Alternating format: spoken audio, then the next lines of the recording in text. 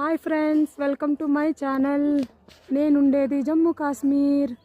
చూడండి ఒక్కసారి view point. మన సైడ్ అయితే హౌస్లన్నిటికి ఎలా ఉంటాయంటే మేడ పై నుంచి ఎక్కి మనం ఏదైనా చూడాలనుకుంటాం. కానీ ఇక్కడ ప్రతి ఇంటికి రేక్ అయితే తప్పనిసరి. వాళ్ళకు కూడా స్లాబ్ అనేది వేసుకొని దానిపైన మళ్ళీ రేక్ లాంటిది వేసుకుంటారు. ఇది ఎందుకు అనేది మీకు చెప్తాను నేను. స్నోఫాల్ పడేటప్పుడు అది కింద పడడానికి అట్లా ఆ రేకును మొత్తాన్ని వేస్తారు. నిజంగా చాలా అంటే ఇక్కడ నుండి చూడండి మొత్తం ఎలా కనిపిస్తుంది జమ్మూ కాశ్మీర్లో.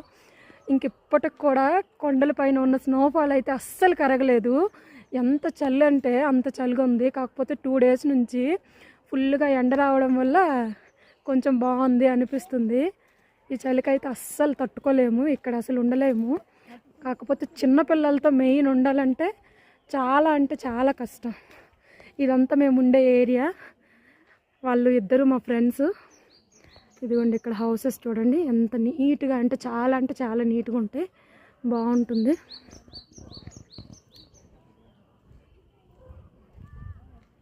చూసేయండి.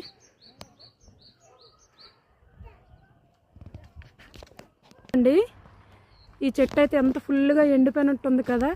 మళ్ళీ చిగుర్లు వచ్చేటప్పుడు చూడండి చిగుర్లు అయితే చిన్నగా అసలు స్టార్ట్ అయ్యాయి. చాలా అంటే చాలా చిన్న గ్రోత్ అవుతున్నాయి. ఇది యాపిల్ ట్రీ. యాపిల్ కాదు, స్ట్రాబెర్రీ. Sorry blackberry trees. ఇంక ఇది అయినాక ఫుల్ ఇంకా మొత్తం చూపిస్తామండి. బ్లాక్బెర్రీస్, స్ట్రాబెర్రీస్ చాలా అంటే చాలా బాగుంటుంది. చూడండి ఇది కూడా అదే చెట్లు, కాకపోతే ఎలా ఒక ఆకు కూడా లేదు. కానీ అదే చెట్టు చూడండి ఎంత గ్రీన్గా చిన్న చిగురులు ఎంత క్యూట్గా వచ్చాయి చూడండి.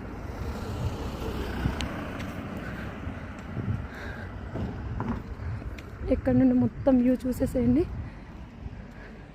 మన ఛానల్లో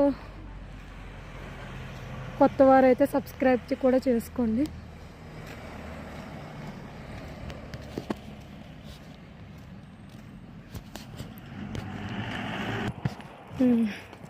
ఇదైతే మా వాకింగ్ ప్లేస్ అన్నట్టు. ఇంకా పొద్దున్న ఈవినింగ్ 2 times వాకింగ్కి వచ్చేటోళ్ళము. ఇప్పుడు చలి కాబట్టి ఈ మంత్ 2 months అయిపోయింది వాకింగ్కి వచ్చి. ఈరోజే ఫస్ట్ టైం మేము అంత దూరం వెళ్ళి వాకింగ్ కూడా చేయడం. నిజంగా అసలు ఫుల్ ఎనర్జీ వస్తుంది. నార్మల్గా ఇంట్లో కూర్చుంటే ఏం ఉండదు. ఒక హీటర్ వేసుకొని దాని పక్కన కూర్చొని చూసుకోవడం, మొబైల్ చూసుకోవడం తప్పితే కొంచెం వాకింగ్కి వస్తే కొంచెం ఎనర్జీగా కొంచెం యాక్టివ్గా ఉన్నట్టు